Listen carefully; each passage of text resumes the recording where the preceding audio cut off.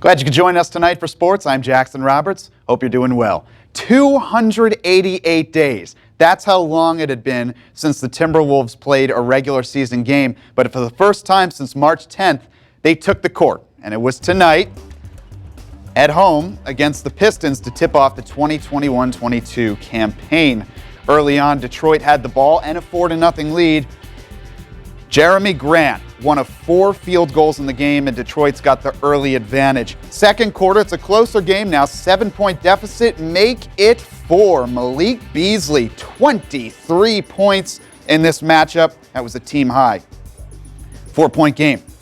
A few minutes later, deficit right around the same. How about Karl Anthony Towns? No mercy, 22 points for him. And then the next possession for Minnesota, D'Angelo Russell follows it up in the same style.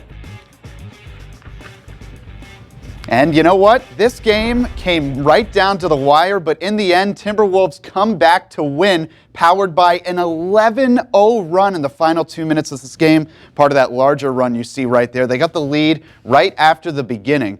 Russell with 18 points off the bench. Moorhead High's football season was something to remember, surely, and while the team as a whole registered some eye-popping stats, so did some of the players, including one who announced he'll be playing in college locally.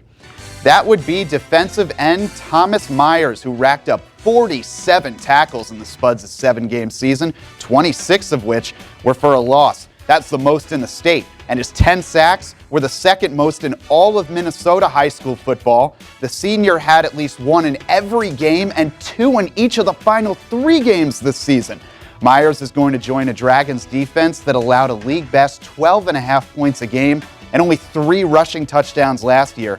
In the end, he just appreciates looks from schools. Yeah, it's kind of the first big decision I get to make towards my life, and I don't know. I kind of had a lot of fun through the recruiting process and going on visits and hanging out with coaches, but it was definitely new to have everybody coming for me rather than me having to reach out. Kindred girls basketball was ranked first in the latest Class B poll after a 1-1 start to the season, in which they opened things up with a win over Wyndmere Lidgerwood before losing to Langdon Edmore area Munich. The Vikings are led by a few seniors, one of whom is Tri-Sports star Abby Dutchserer. The Alabama softball commit scored 23 points in the season opener and grabbed 5 rebounds also. She knows last year's playoff loss gives them an extra ounce of motivation this year. We kind of just remind each other of what we don't want that feeling to feel like again after we lost, and Brant reminds us too, and it motivates us every day at practice. And even though we lost, it was a big learning experience for us. So I think that was a huge help for us this year too, just to learn from that, and so that doesn't happen again.